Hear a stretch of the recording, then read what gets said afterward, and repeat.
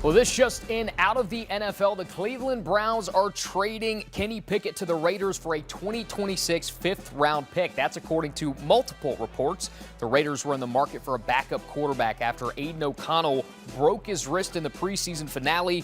The move now opens up the possibility for either rookie Dillon, Gabriel, or Shedeur Sanders to back up Joe Flacco in Cleveland. And for more, we welcome in CBS Sports NFL analyst Emory Hunt. Emory, it seemed like a guarantee that the Browns were going to keep four quarterbacks.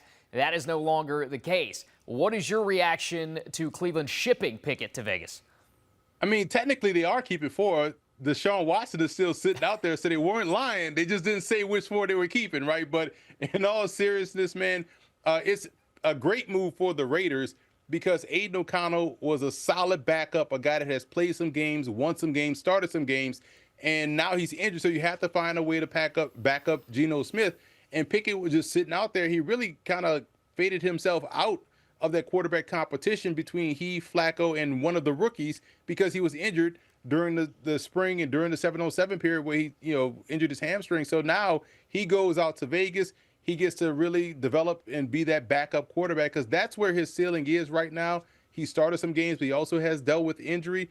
And because you can't depend on a guy like that for a full 17-game season, being a QB2 where you're only one play away and really expected to play between 2 to 3 games, that's a good spot for him, because we saw that last year when he was in Philly. But for the Browns, it does open up an opportunity for them to keep another position player, preferably a running back, because there's still some question marks there, as opposed to keeping those four quarterbacks and you're losing a spot somewhere else on the roster. Yeah, gives them some flexibility, but let's talk about how a lot was made over the weekend about Kevin Stefanski removing Shedeur Sanders from the game before the final drive. Now, it looks like he'll be a lock to make the team. So my question to you is this: if something happens to Flacco or he struggles, who does Stefanski go to first, Dillon, Gabriel, or Shedeur Sanders?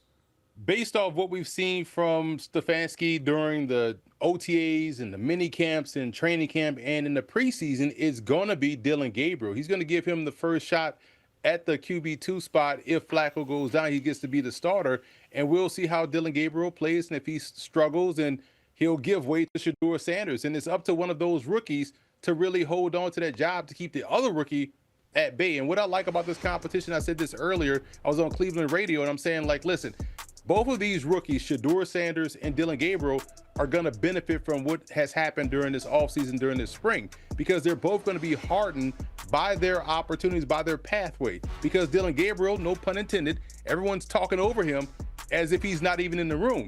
And he's out there like, man, I got to go and prove to these people on my team that I can play. And we saw him have a really good performance against the Rams. And then you saw Shedeur, based on what we all have heard about him coming into the draft process and subsequently getting to the Browns, he now can go out there and say, hey, I'm being, tested. I'm being, driven to the max mentally. When I get out there on the field, I'm going to go make these guys pay. So I like the mental test that both of these quarterbacks are going through right now. And now here's your opportunity to seize it if Flacco struggles, if he goes down. But I do feel like it is Dillon Gabriel going up first to get his opportunity. Browns quarterback room staying in the headlines all offseason and now heading into the new season. Emory, always appreciate your insight. Let's take a look at that depth chart right now in Cleveland. Joe Flacco, 18 years in the NFL. You'll get the two guys behind him, both rookies. Of course, Deshaun Watson expected to miss the entire 2025 season with a right Achilles injury.